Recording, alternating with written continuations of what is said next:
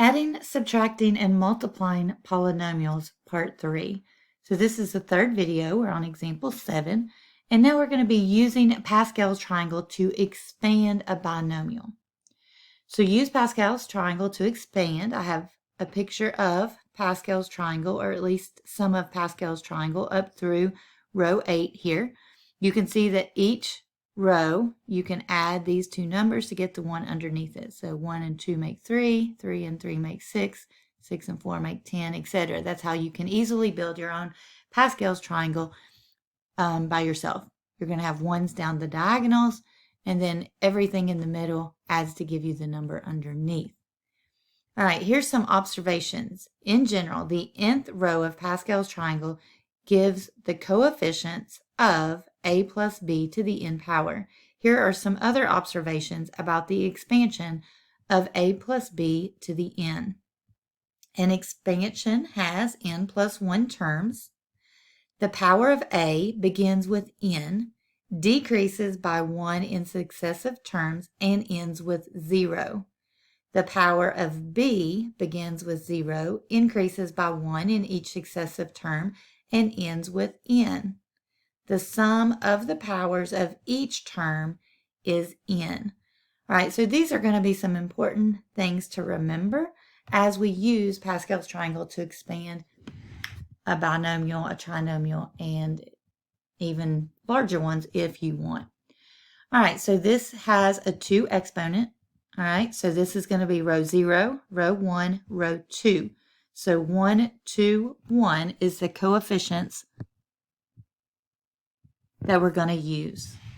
All right, and then you can see the power of a begins with n. All right, the power of a. So I'm going to start with a, and this is b.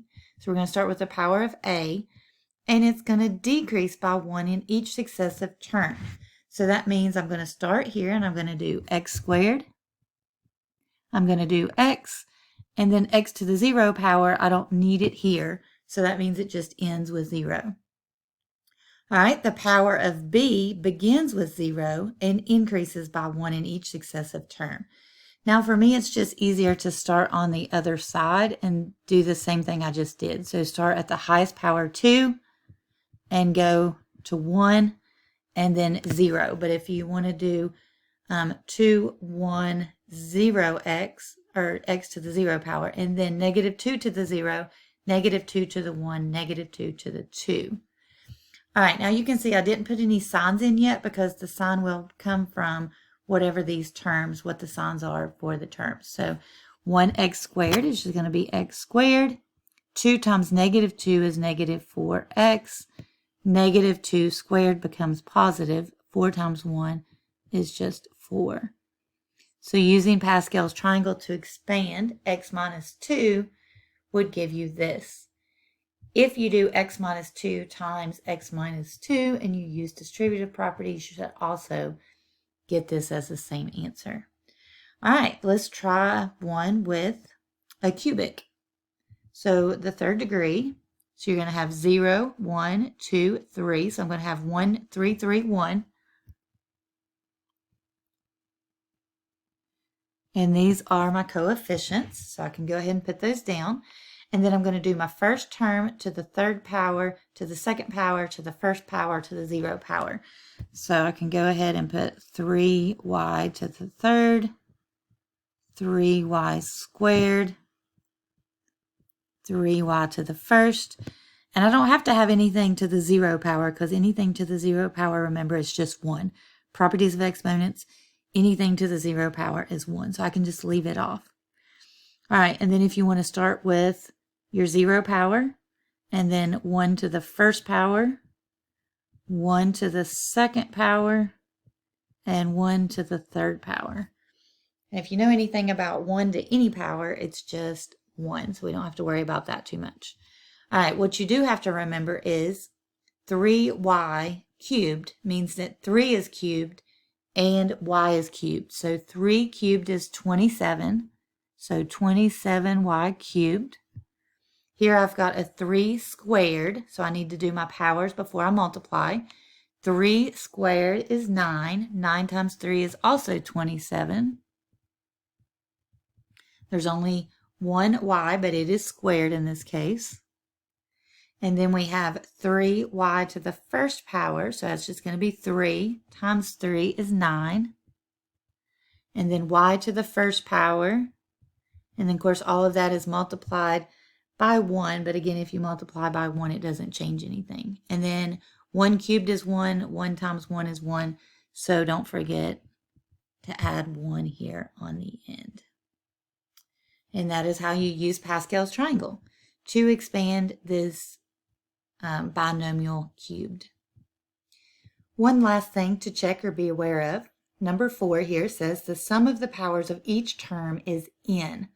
So n is the power that we started with. And if you look, when you're using Pascal's triangle, you can check to make sure. So this is a power of 3. So the first term had a power of 3. 2 plus 1 is 3. 1 plus 2 is 3. And this one is 3 as well. So each one of those will add up to be whatever n is. So if this were a 4, these would all add up to be 4 individually. Now when you simplify them, it's going to look a little different, but using Pascal's triangle, when you're going from your highest degree down and then you're starting at 0 and going up, those are always going to add up to be n. All right, the last thing is a self-assessment. We have covered quite a few things today. None, I hope, was very difficult, but it does help to kind of go through and see if you understand by doing these yourself. So take just a few minutes, pause the video, see if you can answer these questions, and then come back and we will look at them together.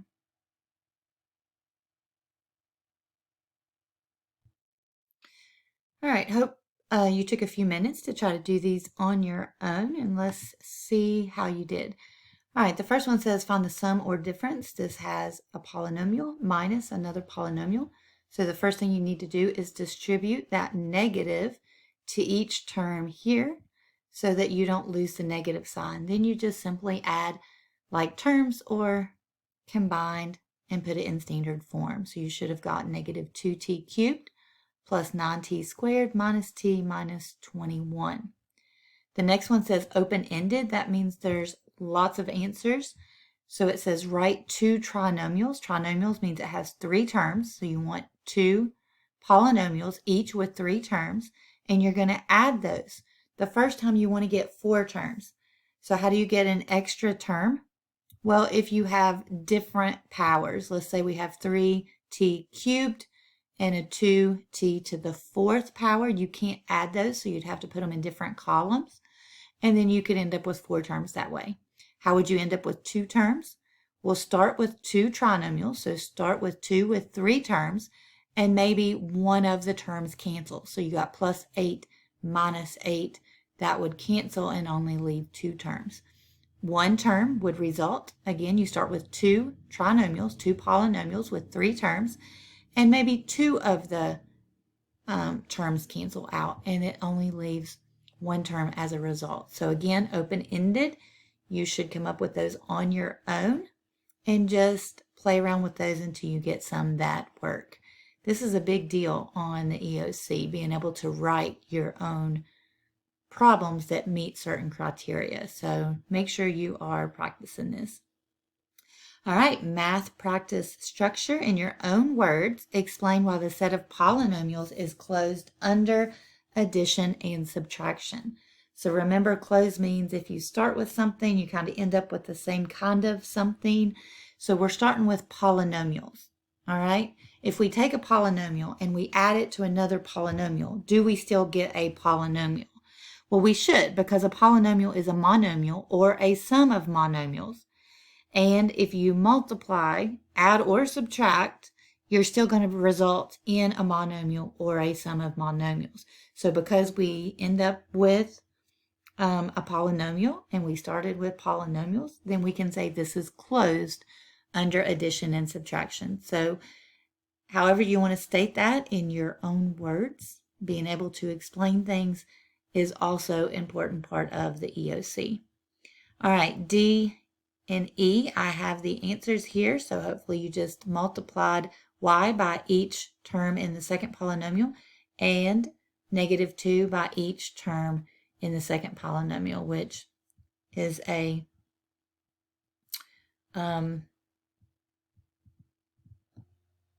trinomial in this case because it has 3 terms.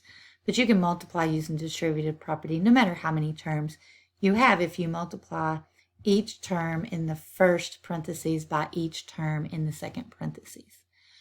All right, so E part has 3 binomials multiplied together.